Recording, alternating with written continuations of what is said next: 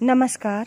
आज मैं मुंशी प्रेमचंद जी द्वारा रचित कहानी बेटी का धन का दूसरा भाग लेकर आई हूँ। पिछले भाग में हम लोग यहाँ तक सुन चुके थे कि वह बेचारी अपने बूढ़े बाप को चारपाई पर निर्जर छलपटाते देख बिलख बिलख कर रोती।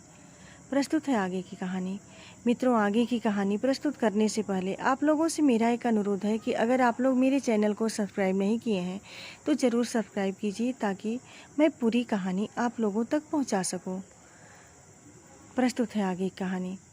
लड़कों को अपनी माता पिता से वह प्रेम नहीं होता जो लड़कियों को होता है। गंगा जली इस सोच विचार में मग्न रहती कि दादा की किस भांति सहायता करूं। यदि हम सब भाई बहन मिलकर जीतन सिंह के पास जाकर दया भिक्षा की प्रार्थना करें तो वे अवश्य मान जाएंगे, परंतु दादा को कब यह स्वीकार होगा। यदि वह एक बड़े साहब के पास चले जाएं तो सब कुछ बात की बात में बन जाए, किंतु उनकी तो जैसे बुद्धि मारी गई है। इसी उधेड़ बुन में उसी एक उपाय सूझ पड़ा। कुमलाया हुआ मुखार बिंदु खिल उठा।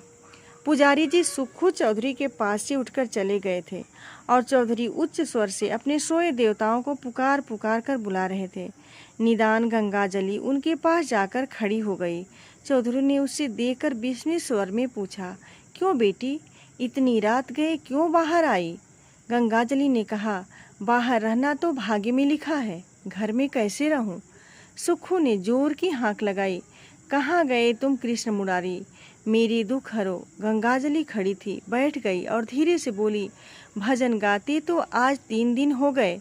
घर बचाने का कुछ उपाय सोचा कि इसे यूं ही मिट्टी में मिला दोगे? हम लोगों को क्या पेड़ तले रखोगे? चौधरी ने व्यथित स्वर से कहा, बेटी, मुझे तो कोई उपाय नहीं सूझता।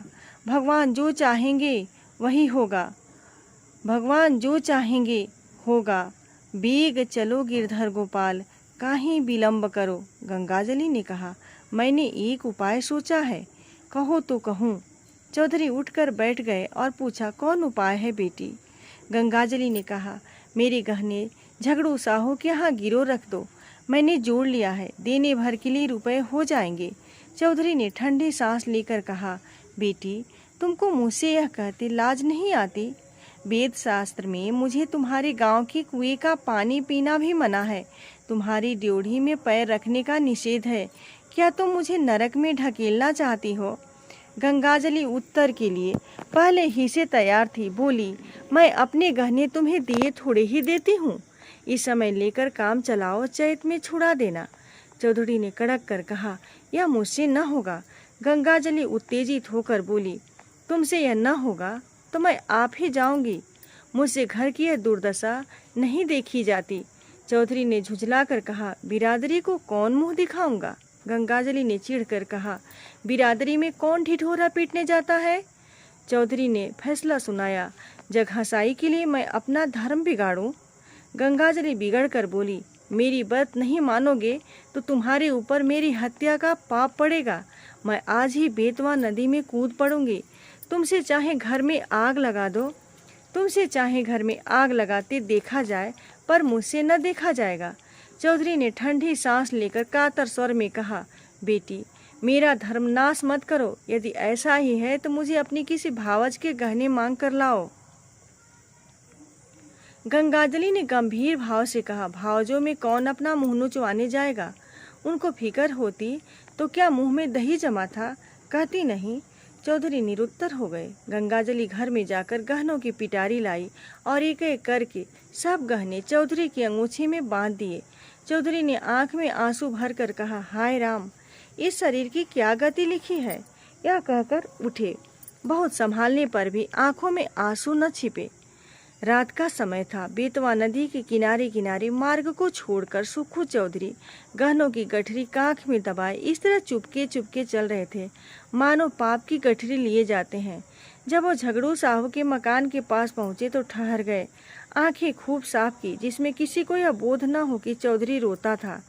झगड़ू साहू की कमानी की एक मोटी ऐनक लगाए बही खाता फैलाए हुए हुक्का पी रहे थे और दीपक के धुंधले प्रकाश में उन अक्षरों के पढ़ने की व्यर्थ चेष्टा में लगे थे जिनमें स्याही की बहुत किफायत की गई थी।